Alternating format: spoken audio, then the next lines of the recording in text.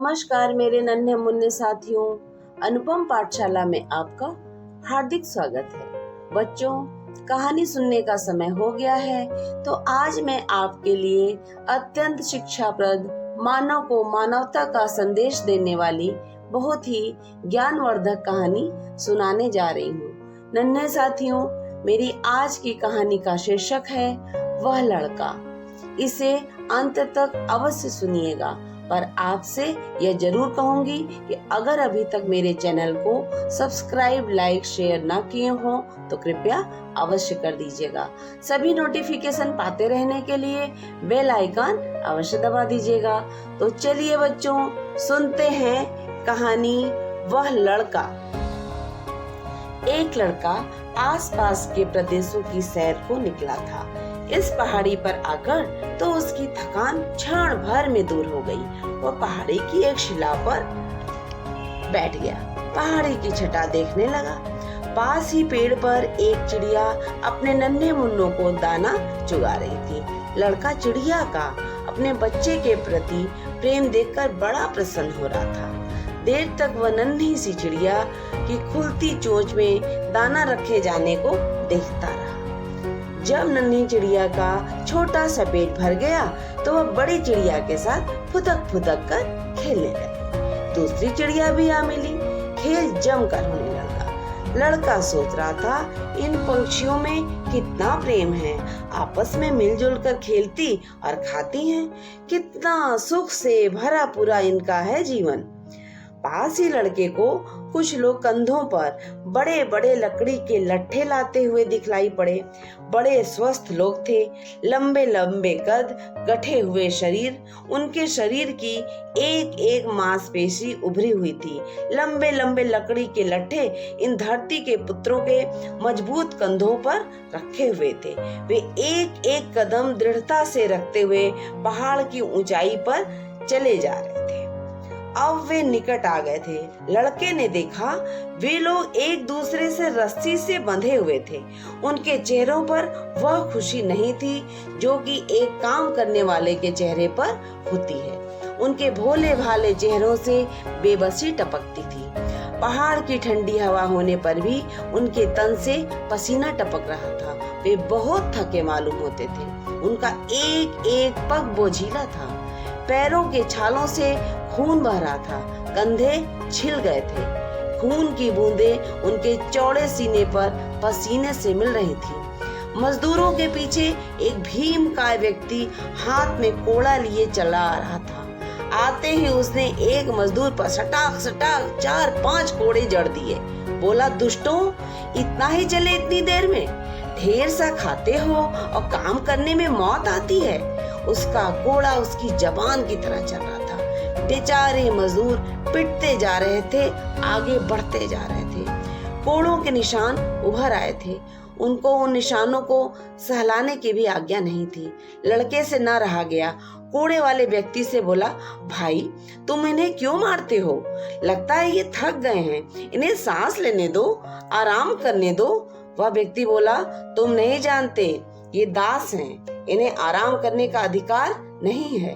इनकी हर एक सांस स्वामी ने मोल ले रखी है। ये तो काम करने के लिए ही बने हैं, आराम और दास। यह कहकर वह ठट्ठा मारकर हंस पड़ा। लड़के ने कहा, भाई, क्या दास मनुष्य नहीं होते? आराम तो सभी मनुष्यों को मिलना चाहिए। इतने में एक मजदूर धीमी सी आवाज में बोला, पानी। उस पर कोड़े बरसने लगे। पानी मांगता है, काम कर काम। लड़के से न रहा गया। तुरंत लोटा भरकर पानी ले आया। मजदूर के पास पहुंचा। बोला, मेरे भाई, लाओ, मैं तुम्हारा लट्ठा थाम लेता हूँ, तुम पानी पी लो। लट्ठा लड़के के कंधे पर आ गया। मजदूर ने लोटा भर पानी पिया। धन्यवाद भरी नजर से लड़के को देखता रहा। जीवन में उससे किसी ने पहली बार मनुष्य का सा बर्ताव किया था। लड़का सोच रहा था, इन मनुष्यों से तो चिड़िया ही अच्छी हैं, जो आपस में एक दूसरे के साथ हिल मिल कर तो रहती हैं। यह मनुष्य और दास का भेद क्यों? विचारों में खोया लड़का आगे बढ़ गया। पहाड़ी से उतरकर मैदान में आ गया। हरे भरे लहलहाते खेत देख उसके मन का बोझ कुछ हल्का हुआ। गाय अपने बछड़े के संग घास चर रही थी। बछड़ा भी माँ का दूध पी रहा था। बीच बीच में गाय अपने बछड़े को जीभ से चाटती जाती थी। क्षण भर को लड़का ठिठका, ये जानवर भी कितने प्रेम से रहते हैं। ये तो एक दूसरे पर कोड़े नहीं बरसाते, वरन एक दूसरे को चाटते हैं, दुलारते हैं, प्यार करते हैं। लड़का आगे बढ़ा, देखा स्त्रियां खेत काटने में लगी थीं। उनके हाथ मशीन की तरह चल रहे थे। इतने में पास ही जमीन पर पड़ा बच्चा रो उठा, लगता था भूखा है। एक स्त्री हंसिया फेंककर अपने बच्चे को दूध पिलाने के लिए दौड़ी, बेटे को छाती से लगा लिया। एक मोटी सी स्त्री हाथ में कोड़ा लिए आ पहुंची।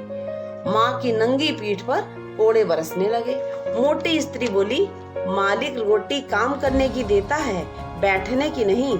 चल उठ, खेत काट। माँ ने बेटे को गोद से उतार दिया। वह जोर जोर से रोने लगा। माँ अपने बेटे को देखती जाती थी और हंसिया उठाती जाती थी। लड़के ने मोटी सी स्त्री से कहा, देवी तुम्हारा क्या जाता है यदि बच्चे को दूध पिला लेने देती तो? मोटी स्त्री ने कहा, यह दासी है, इसके बेटे को भी दास ही बनना है। क्या हुआ, तनिक मोटा ही तो नहीं होगा?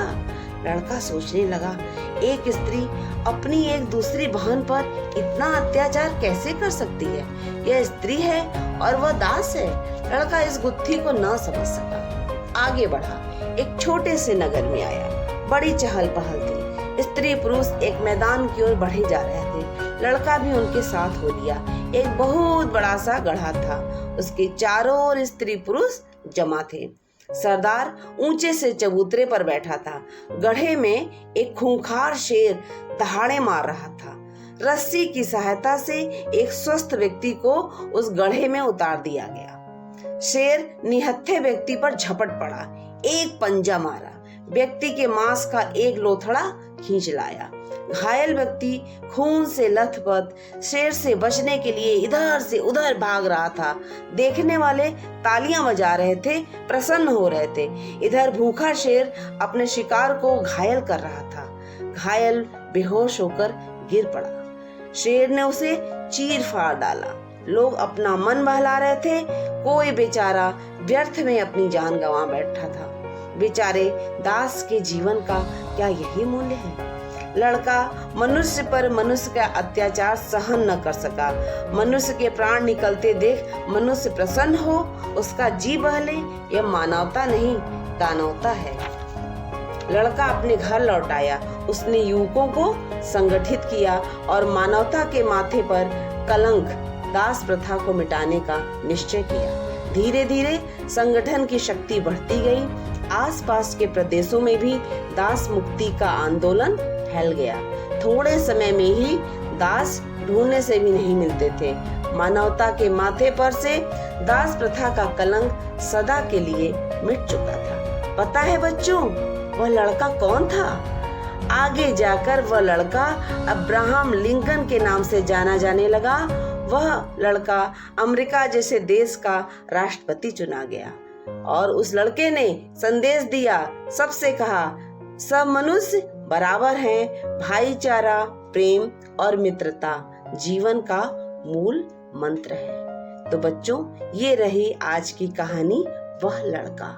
आपको कैसी लगी आप मुझे कमेंट बॉक्स में अवश्य लिखकर बताइएगा। मिलते हैं बच्चों अगले वीडियो में एक अच्छी सी कहानी के साथ। तब तक के लिए धन्यवाद, नमस्कार।